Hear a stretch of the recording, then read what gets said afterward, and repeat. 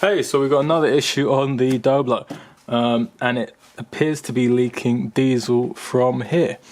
Now this component is a return reservoir of some sort, and all the return lines of the diesel come back to this point and then feed back into the system. Now it was only leaking when it was warm, so if you just idled it for 10 minutes cold, there was no leaks. But after a while I saw a little pool of diesel underneath the sump on the right hand side or driver's side of the vehicle. Long story short, it's coming from this component here. On the expanded diagrams it just says ducting, so it's not exactly useful, but it's some sort of return reservoir. And here's an expanded diagram provided by Fiat of the part, and as you can see, part number 5 says ducting. Not very useful. So I'll leave a link to this website in the description below. It is quite useful still, even when the components just say ducting. It's very slow and laggy, but it is still useful.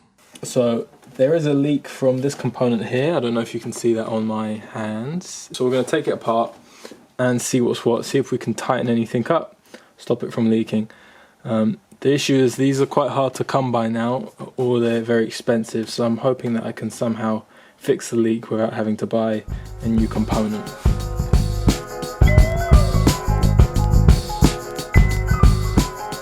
First step is to take the engine cover off, as it's only 4 10mm bolts. I haven't showed that. Once you've done that, the component itself is held on by 2 10mm bolts. Again, very simple, which you can see here. Once you've done that, it's a simple matter of taking the 4 hoses that are connected to the box off. The smallest hose on the right hand side, which goes to the injectors, that didn't even have a hose clamp on mine, so you can pull that off. I did put a little Jubilee clip on afterwards just to make sure. The bottom hose had a non-disposable clamp on it, so you just pry that off. Nice and simple again. And the top left hose had a special connector. It's a compression type connector, and you push the 2 pins in and yank it out and it should just come out. That's the side I decided to PTFE tape afterwards, as it was still leaking.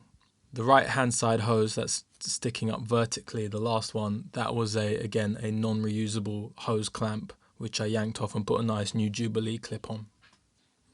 When you take the last hose out, just make sure that you've got it level, as there's still quite a lot of diesel in there. So as soon as I managed to get it off, I had a jerry can ready to pour the remaining in, as you know, that's still probably a mile worth of fuel there. Alright, so we fitted the fuel return collector box, whatever you want to call it, and it was still leaking. Now all the joints were good. We even put extra Jubilee clips, new ones, to make sure it wasn't from any of the pipes. And it turns out the old box had been repaired before and it's cracked here. I tried to repair it again, it's not working. It helped, but it's still leaking, so eBay to the rescue. Now this, Fiat wanted 210 or 20 pounds for this, which is ridiculous. This one's 50 pounds, still a lot of money for just a plastic box essentially, but 50 pounds, and it's going to be all good and fresh, and hopefully it won't leak.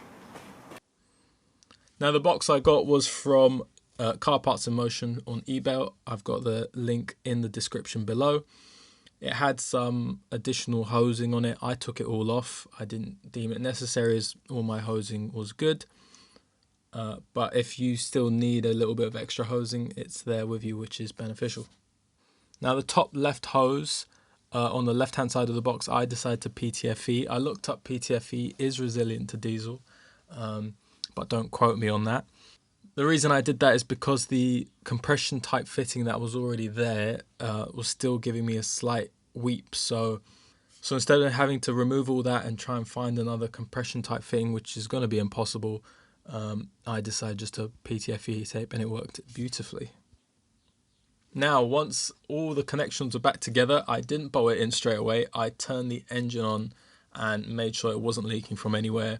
I checked the box was sound, the new box was good, and all my connections were solid.